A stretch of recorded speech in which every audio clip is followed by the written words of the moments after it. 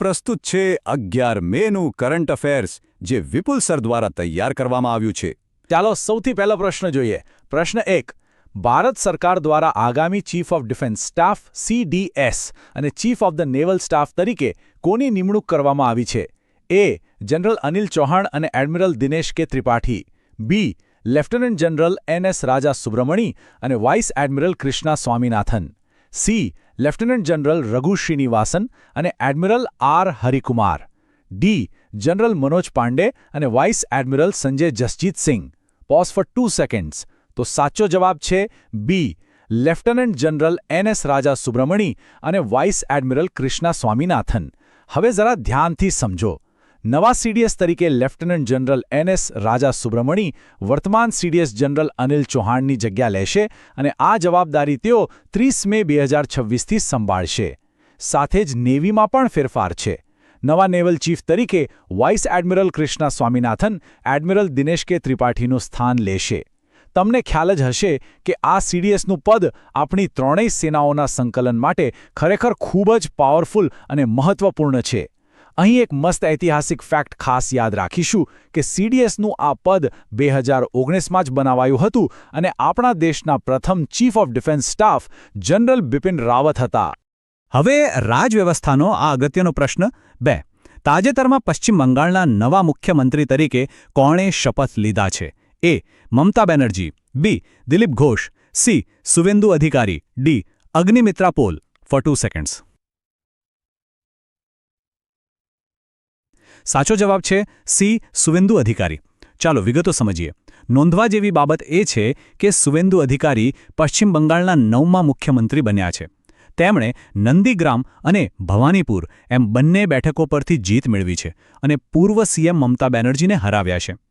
બંધારણીય દૃષ્ટિએ આપણા માટે એ જાણવું પણ અગત્યનું છે કે પશ્ચિમ બંગાળના વર્તમાન રાજ્યપાલ RN રવિ છે, જેમણે અગાઉની વિધાનસભાનું વિસર્જન કર્યું હતું. પરીક્ષા માટે આ ફન ફેક્ટ પણ અચૂક યાદ રાખજો કે પશ્ચિમ બંગાળની વિધાનસભામાં કુલ 294 બેઠકો, લોકસભાની 42 અને રાજ્યસભાની 16 બેઠકો આવેલી છે.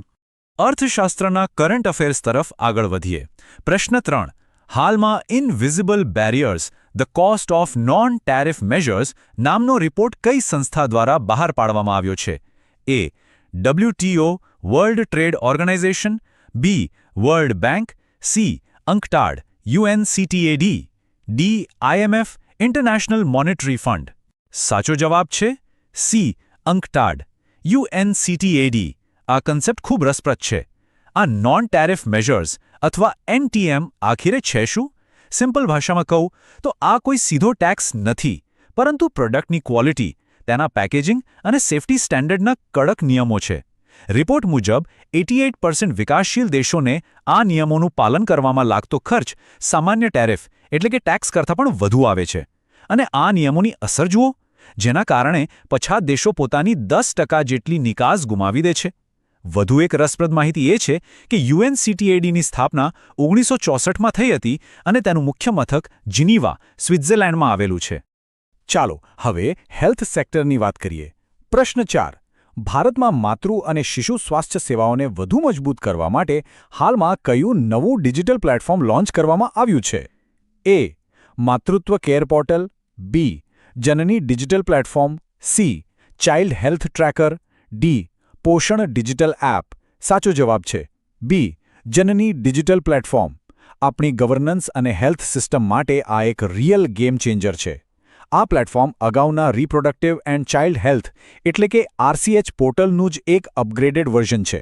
તેના દ્વારા સગર્ભાવસ્થા, ડિલિવરી, નવજાત શિશુની સંભાળ અને રસીકરણનું એકદમ સચોટ રિયલ ટાઈમ મોનિટરિંગ થશે. આ સુવિધા અંતર્ગત સગર્ભા મહિલાઓને QR કોડ આધારિત ડિજિટલ MCH એટલે કે મટર્નલ એન્ડ ચાઇલ્ડ હેલ્થ કાર્ડ આપવામાં આવશે. ફાયદો એ થશે કે આ કાર્ડને સમગ્ર ભારતમાં કોઈપણ હોસ્પિટલમાં એક્સેસ કરી શકાશે.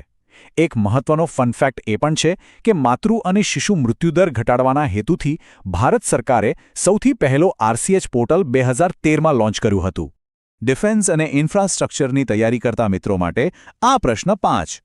બોર્ડર રોડ ઓર્ગેનાઇઝેશન BROએ 7 મે 2026ના રોજ પોતાનો કેટલામો સ્થાપના દિવસ ઉજવ્યો છે? A. 64મો, B. 65મો, C. 66મો, D. 67મો. એકદમ સાચું. જવાબ છે ડી 67મો. આ 67મા સ્થાપના દિવસની ઉજવણી અરુણાચલ પ્રદેશના પાસીઘાટ ખાતે પ્રોજેક્ટ બ્રહ્માંક અંતર્ગત કરવામાં આવી હતી. આ વર્ષની થીમ ખાસ ધીમેથી અને એકદમ સ્પષ્ટ રીતે યાદ રાખીશું: BRO ક્રિએટ્સ, કનેક્ટ્સ એન્ડ કેર્સ. તમને ખ્યાલ જ હશે કે BRO સંરક્ષણ મંત્રાલય હેઠળ કામ કરે છે અને આપણા સરહદી વિસ્તારોમાં રસ્તાઓ અને પુલનું ખૂબ જ ઝડપી નિર્માણ કરે છે. ચાલો એક ઐતિહાસિક ફનફેક્ટ પણ જાણી લઈએ કે BROની સ્થાપના 7 મે 1960ના રોજ થઈ હતી. અને હા, હાલમાં લેફ્ટનન્ટ જનરલ રઘુ શ્રીનિવાસન તેના ડિરેક્ટર જનરલ છે. હવે વાત કરીએ આધુનિક ટેકનોલોજીની. પ્રશ્ન 6. સેડી દ્વારા AI આધારિત સાયબર જોખમો એટલે કે સાયબર થ્રેટથી બચવા માટે કયા ડેડિકેટેડ ટાસ્ક ફોર્સની રચના કરવામાં આવી છે? A. AI cyber Kavach, B. Cyber Suraksha AI, C. Security shield AI, D. Market Rakshak. Pause for 2 seconds. સાચો જવાબ છે B. Cyber Suraksha AI.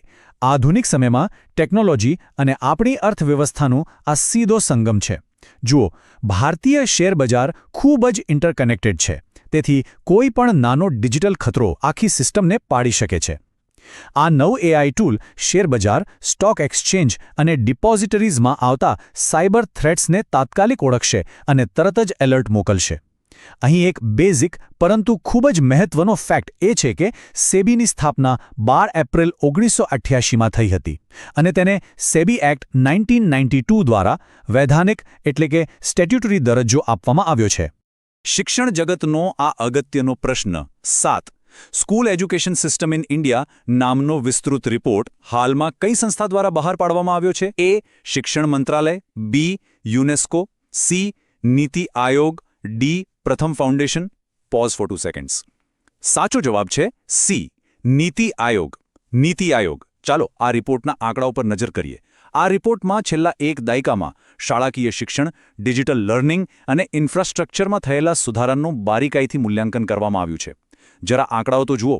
Data મુજબ ભારતમાં હાલમાં લગભગ 14.71 લાખ શાળાઓ છે અને તેમાં અભ્યાસ કરતા 24.96 કરોડ વિદ્યાર્થીઓ છે. આ વિશાળ આંકડાઓ પરથી જ સ્પષ્ટ થાય છે કે આખા વિશ્વમાં ભારતની શાળાકીય શિક્ષણ વ્યવસ્થા સૌથી મોટી છે. અને પરીક્ષા માટે આ ખૂબ જ અગત્યનો સ્ટેટિક જીકેનો ફન ફેક્ટ છે કે નીતિ આયોગની સ્થાપના 1 જાન્યુઆરી 2015ના રોજ જૂના આયોજન પંચના સ્થાને કરવામાં આવી હતી. સરકારી યોજનાઓના અમલીકરણનો આ પ્રશ્ન 8. પ્રધાનમંત્રી આવાસ યોજના અર્બન 2.0 અંતર્ગત ઘર નિર્માણ કાર્ય પૂર્ણ કરવામાં કયું રાજ્ય ભારતમાં પ્રથમ ક્રમે રહ્યું છે? A. Gujarat, B. Uttar Pradesh, C. Odisha, D. Madhya Pradesh. Pause for 2 seconds. સાચો જવાબ છે C. ઓડિશા. યોજનાઓના અમલીકરણમાં રાજ્યોની કામગીરી જોવી હંમેશા અગત્યની હોય છે. માર્ચ 2025થી 2026 સુધીના ડેટા મુજબ ઓડિશા રાજ્ય ઘર નિર્માણમાં સતત પ્રથમ સ્થાને છે. ઓડિશાએ 24,625 મકાનો મંજૂર કર્યા છે, જેમાંથી 2,008 મકાનો સંપૂર્ણપણે તૈયાર થઈ ગયા છે. અને સૌથી મોટી વાત તો એ છે કે 23,000થી વધુ સાઇટ્સનું જીઓ ટેગિંગ પૂરું થયું છે. રસપ્રદ ફેક્ટ તરીકે એ પણ યાદ રાખીશું કે પ્રધાનમંત્રી આવાસ યોજના શહેરી 2015માં શરૂ થઈ હતી, જ્યારે તેનું ગ્રામીણ વર્ઝન નવેમ્બર 2016માં લોન્ચ કરવામાં આવ્યું હતું. ન્યાયતંત્રને લગતો આ ઐતિહાસિક પ્રશ્ન 9. નાલસા દ્વારા 10 મઈના રોજ વર્ષ 2026ની બીજી નેશનલ લોક અદાલતનું આયોજન કરાયું. ભારતમાં સૌપ્રથમ લોક અદાલત કયા વર્ષમાં અને ક્યાં યોજાઈ હતી? A. 1982 Junagadh Gujarat, B. 1985 Jaipur Rajasthan, C. 1990 Pune Maharashtra, D. 1995 નવી દિલ્હી. ગર્વ લેવા જેવી બાબત છે. સાચો જવાબ છે A. 1982 જૂનાગઢ ગુજરાત. આપણું ગુજરાત આમાં ઐતિહાસિક રીતે મોખરે છે. લોક અદાલતોનો મુખ્ય ઉદ્દેશ્ય કોર્ટ પર રહેલા લાખો પેન્ડિંગ કેસોનો બોજ ઘટાડવા અને નાના વિવાદોનું ઝડપી સમાધાન લાવવાનો છે. આ અદાલતો નાલસા એટલે કે નેશનલ લીગલ સર્વિસ ઓથોરિટી દ્વારા હાઈકોર્ટ, જિલ્લા કોર્ટ અને અન્ય સ્તરો પર યોજાય છે. એક અત્યંત પ્રભાવશાળી ફનફેક્ટ એ છે કે 2023થી 2025ના માત્ર 2 વર્ષના ગાળામાં 12 નેશનલ લોક અદાલતોએ મળીને આશ્ચર્યજનક રીતે 26 કરોડ કેસોનો નિકાલ કર્યો છે. છે ને કમાલની વાત? ચાલો હવે આજના સેશનના અંતિમ પ્રશ્ન તરફ આગળ વધીએ. પ્રશ્ન 10. ભારતીય નૌકાદળનું જહાજ INS સાગરધ્વની કઈ પહેલના 5મા એડિશન અંતર્ગત તાજેતરમાં વિયેતનામ પહોંચ્યું છે? A. Operation Samudra Setu, B Sagar Maitri initiative 5th edition, C mission Sagar Rakshak, D project Varun. સાચો જવાબ છે બી Sagar Maitri initiative 5th addition. આંતરરાષ્ટ્રીય સંબંધો અને સંરક્ષણ વિજ્ઞાનનો આ એક સુંદર સમન્વય છે. આઈએનએસ સાગરધ્વની એ એક ખાસ ઓશનોગ્રાફિક રિસર્ચ જહાજ છે જે વિયેતનામના કામરાન પોર્ટ પર પહોંચ્યું છે. આ ઇનિશિયેટિવનો મુખ્ય ઉદ્દેશ ઇન્ડો પેસિફિક વિસ્તારના મિત્ર દેશો સાથે મરીન સાયન્સ અને ક્લાઇમેટ રિસર્ચમાં સહયોગ વધારવાનો છે. આ ફેક્ટ પણ ભૂલશો નહીં કે સાગર મૈત્રી એ ભારતીય નૌકાદળ અને ડીઆરડીઓનો સંયુક્ત વૈજ્ઞાનિક પ્રોગ્રામ છે. હવે અંતમાં જતાં જતાં એક વિચારવા જેવી બાબત. જરા વિચારો, જે રીતે આ જહાજ અગાઉથી નક્કી કરેલા લક્ષ્ય પર સમુદ્રના તોફાની મોજાઓને ચીરીને પહોંચે છે, શું એ જ રીતે આપણું દરરોજનું શિસ્તબદ્ધ રિવિઝન આપણી સફળતાનું સાચું એન્કર નથી? આજના સ્પર્ધાત્મક યુગમાં નિયમિતતા જ તમારો સૌથી મોટો હથિયાર છે.